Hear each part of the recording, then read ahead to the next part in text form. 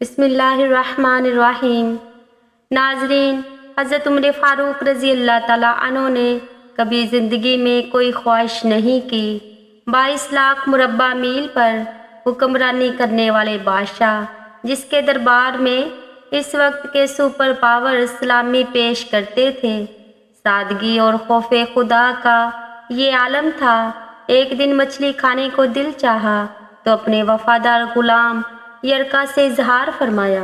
आपने गुलाम से फरमाया, यरका आज मछली खाने को बहुत दिल करता है, लेकिन मसला ये है कि जेब में इतने पैसे नहीं कि बाजार से खरीद कर ला सकूं, इसलिए दरिया के पास 8 मील मछली पकड़ने के लिए जाना पड़ेगा। फिर आपने फरमाया, रहने दो, खाते ही नहीं। एक छोटी सी ख्वाहिश के लिए अपने आप को इतनी मुशक्क़त में डालना अच्छा नहीं लगता। छोड़ो यरका, अगर करीब से मिलती तो और बात थी। नाजरीन, गुलाम कहता है, मैं कई सालों से आपका खादम था, लेकिन कभी आपने कोई ख्वाहिश नहीं की।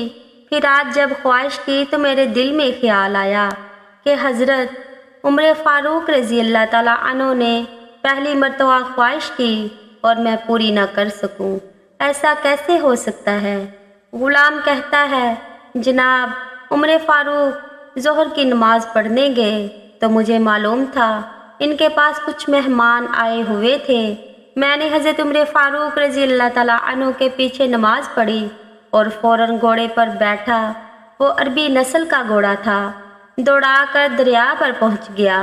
अरबी नस्ल के घोड़े इंतहाई तेज़ रफ्तार और ताकतवर होते हैं, इसलिए इनके लिए 8 मील का फ़ैसला कोई ज़्यादा नहीं था। वहाँ पहुंचकर मैंने एक टोकरा मछली का ख़रीदा और असर की नमाज होने से पहले मैं वापस भी आया।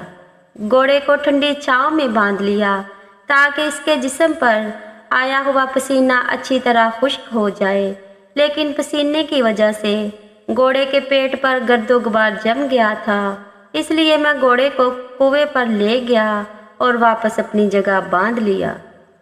नाजरीन, गुलाम यरका फरमाते हैं, जब असर की नमाज पढ़कर हज़रत उमर फ़ारूक रज़ी अल्लाह ताला अन्हु आए तो मैंने भी नमाज इनके पीछे पढ़ी।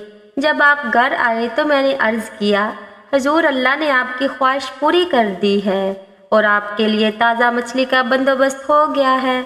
यरका ने जैसे ये अल्फाज कहे, उमर फ़ारूक रज़ी अल्लाह ताला अन्हु फ़ौरन उठे और घोड़े के पास चले गए। घोड़े की पुश्त पर हाथ फेरा, इसकी टांगों में हाथ फेरा, फिर इसके कानों के पास गए और घोड़े का एक कान उठाकर फरमाने लगे, ऐ यरका, तूने सारा घोड़ा धो लिया, लेकिन कानों के पीछे से पसीना साफ करना तुझे याद नहीं रहा। नाजरीन, ये सब देखने के बाद हज़रत उमर फ़ारूक रज़ी अल्लाह ताला अन्हु घुटनों के बल ज़मीन पर बैठ गए और कहने लगे, यरका, मुझे आपकी वफ़ादारी में कोई शक नहीं और ये भी जानता हूँ कि मैं कोई ज़्यादा नेक आदमी भी नहीं। मैं तो सिर्फ दुआएं मांगता हूँ, ऐ अल्लाह, मुझ पर रहम कर और मेरी बुराइयों को नेकियों में बदल दे।